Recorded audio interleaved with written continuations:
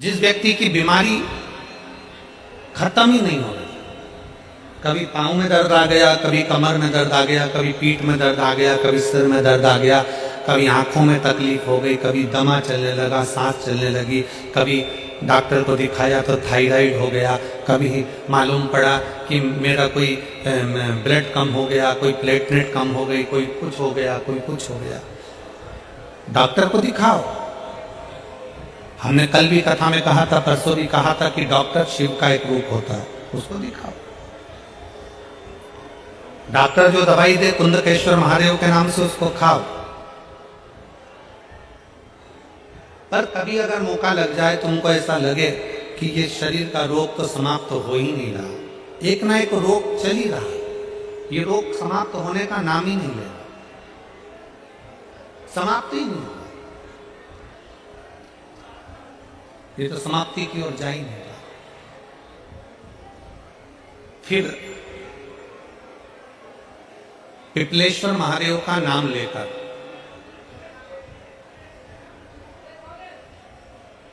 पिपलेश्वर महादेव का नाम लेकर कुछ भी मीठा जो तुम बना सकते हो, हलवा बना सकते हो हलवा, सीरा बना सकते हो सीरा, खीर बना सकते हो खीर, चूरमा बना सकते हो तो चूरमा, लड्डू बना सकते हो तो लड्डू, जो तुम घर में मीठा बना सकते हो उसका केवल 7 ग्रास का अन्न।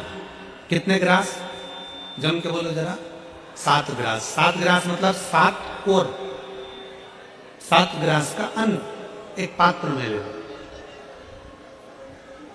और पिपलेश्वर महादेव का नाम लेकर किसी भी शिवालय में, शंकर के मंदिर में जाकर एक बेलपत्र रखकर उस जो प्रसाद तुम बनाकर ले गए हो, जो तुम भोग बनाकर ले गए हो, उसका स्पर्श कर कर पिपलेश्वर महादेव का नाम लेकर शंकर को उस भोग को रखकर, बेलपत्र रखकर शिव जी को 7 बार एक ही लोटे का जल, केवल एक लोटे का जल 7 बार उत्तर की ओर मुख कर कर दक्षिण में खड़े होकर शंकर के शिवालय पर 7 बार एक ही लोटे का जल 7 बार थोड़ा थोड़ा कर कर उसको गिरा दे, शिव जी के ऊपर चढ़ा दे 7 बार।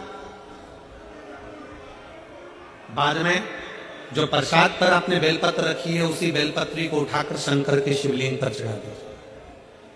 बाबा को प्रणाम करिए, बाबा मेरे शरीर का रोग समाप्त नहीं हो रहा, गोलियां खा रही हूं, दवाई खा रही हूं, कुंदकेश्वर महादेव का नाम लेकर दवाइयां ले रही हूं, पर कभी घुटना, कभी कमर, कभी आंख, कभी थायराइड, कभी कुछ, कभी बीपी, कभी शुगर, कुछ ना कुछ चल ही रहा है।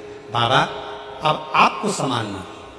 किसी भी दिन पिपलेश्वर महादेव का नाम लेकर वो चढ़ी हुई बेलपत्री लियाओ, प्रसाद लियाओ, घर पर आने पर जैसे ही घर के अंदर प्रवेश करो, सबसे पहले बेलपत्री को चबा चबा कर खा लो।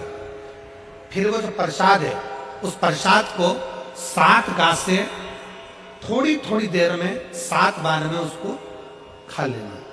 बाबा देवाधिदेव महादेव का नाम लेकर, पिपलेश्वर महादेव देव का नाम लेकर प्रणाम कर कर जल का आचमन, हाथ की हथेली में जल लेकर 7 बार आचमन कर लीजिए और शिव का, पिपलेश्वर महादेव का नाम ले लीजिए। धीरे धीरे 15 दिन लगेंगे और 15 दिन में बीमारियां अपने आप कम होना प्रारंभ हो जाएगी और बाबा आपका हाथ पकड़कर आगे बढ़ाएंगे। शिव तत्व की प्राप्ति 5 दिन की फरीदाबाद में शिव महापुराण की कथा हरियाणा की इस पवित्र भूमि पर 5 दिन की चल रही है। आज कथा का 4th दिवस है। कथा के माध्यम से आज कथा की शिवरात्रि है।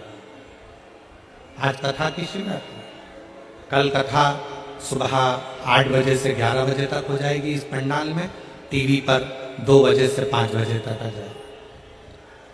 कल कथा टीवी पर 2 से 5 आएगी।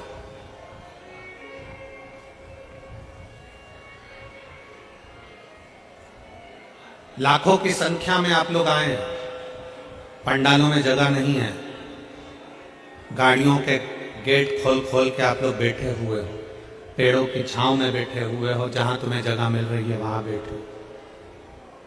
व्यर्थ की बातों में समय ना गवाते हुए जो 2-2.5 घंटे हमें कथा के मिले हैं, आज 4th दिवस की कथा को इतने दिल से सुन लो कि तुम अगली बार जब कथा में आओ तो तुम्हारा भी एक पत्र व्यासपीठ पर रखा हुआ मिले कि बाबा ने मेरे ऊपर कृपा कर। कैसी भी बीमारी हो, कैसा भी दुख है, कैसी भी तकलीफ है, कैसा भी कष्ट है, कैसा भी समस्या है, पिपलेश्वर महादेव का नाम का थोड़ा सा मीठा बनाकर पूजन कर कर बेलपत्र रखकर शिव को जल चढ़ाकर बेलपत्र वापिस शिव के शिवलिंग पर रखकर फिर बाबा को जल समर्पित कर बड़े भाव के साथ में बाबा के उस आनंद को प्रसाद को लेकर उसको पाई।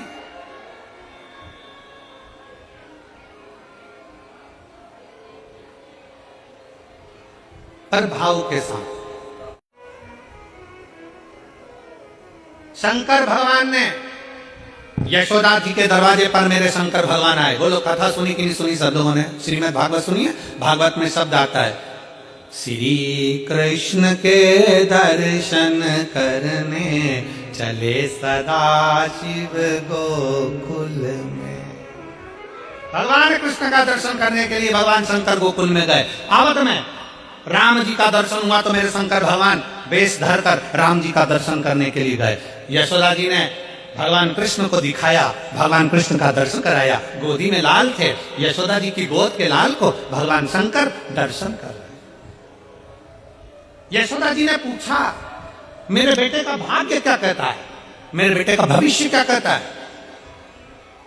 मेरे बेटे का भाग्य क्या कह रहा है बताइए। कौशल्या जी ने भी शंकर भगवान से पूछा था कि मेरे बेटे का भाग्य बताइए। शंकर भगवान भगवान कृष्ण को देखते हैं, प्रणाम करते हैं, नमन करते हैं और भगवान कृष्ण को प्रणाम कर कर माता यशोदा जी से कहते हैं मां ये तेरा पुत्र, ये तेरा पुत्र जगत का कल्याण करने वाला है। बहुत अच्छा बोला। पर भगवान शंकर ने यशोदा जी को यह नहीं बताया कि तुम्हारे पुत्र के सामने पूतना भी आएगी, अघासुर भी आएगा, बकासुर भी आएगा। तुम्हारा कृष्ण, माता यशोदा जी से ये नहीं कहा भगवान शंकर ने कि तुम्हारे कृष्ण के ऊपर कंस जैसा काल मंडराएगा। भगवान कृष्ण के लिए शंकर भगवान ने ये नहीं कहा कि तुम्हारे पुत्र को एक दिन ब्रज छोड़कर द्वारका जाना पड़ेगा। भगवान कृष्ण के लिए ये नहीं कहा कि तुम्हारे पुत्र पर भी चोरी का इल्जाम लग जाएगा। ये मेरे शंकर भगवान ने नहीं कहा, मेरे शंकर भगवान नहीं बोले। यशोदा जी से ये सब बातें नहीं कही शंकर भगवान ने। शंकर भगवान राम जी के सामने गए, कौशल्या जी के सामने। कौशल्या जी ने कहा शंकर भगवान से, उनका वेश था योगी का, और जोगी का वेश धर कर जब भगवान शंकर गए तो कहा कौशल्या जी ने मेरे बेटे का भविष्य बता दो, मेरे बेटे का भाग्य बता दो। शंकर भगवान ने राम जी का कोई भविष्य कोई भाग्य नहीं बताया, क्योंकि जो शंकर होते हैं, जो शिव हैं, जो शंकर है मेरे ओघड़दानी मेरे शंकर हैं, वो भविष्य नहीं बताते, पर जो उनके सामने चले जाता है उसका भविष्य बदल कर रख देते हैं। मेरे शिव भविष्य नहीं बताते, मेरे शंकर भगवान भविष्य बदल कर रख देते हैं, भाग्य बदल कर रख देते हैं। मेरे शंकर भगवान सम्मुख में जाते हैं और भाग्य बदलने का प्रयास करते हैं, भविष्य नहीं बताए। आज के जमाने में ढेर सारे मिलेंगे, सब आपका भविष्य बता सकते हैं, सब आपका भाग्य बना सकते हैं, पर शिव महापुराण की कथा कहती है भविष्य बदलने का बल, भाग्य बदलने का बल तो केवल तुम्हारे एक लोटा जल और शंकर की शरणागति ही कर सकती है। भाग्य बदलने का बल केवल एक शंकर ही कर सकते हैं। दुनिया कुछ भी कहे, दुनिया कुछ भी बोले, पर तुम्हारा भाग्य तुम्हारे हाथ से चलकर शंकर के मंदिर तक जाइए, तुम खुद चलकर शिवालय तक जाइए, तुम स्वयं चलकर शंकर की चौखट तक पहुंचिए। एक लोटा जल चढ़ाओ, झाड़ू लगाओ, पोछा लगाओ, बुआरी लगाओ, बाबा से प्रार्थना करो। जिस समय तुम बाबा से प्रार्थना करोगे, दिल से कहोगे, शिव स्वीकार कर लेगा, शंकर स्वीकार कर लेगा। आप दिल से उसको कहो तो, आप दिल से उसको बोलो तो स्वीकार।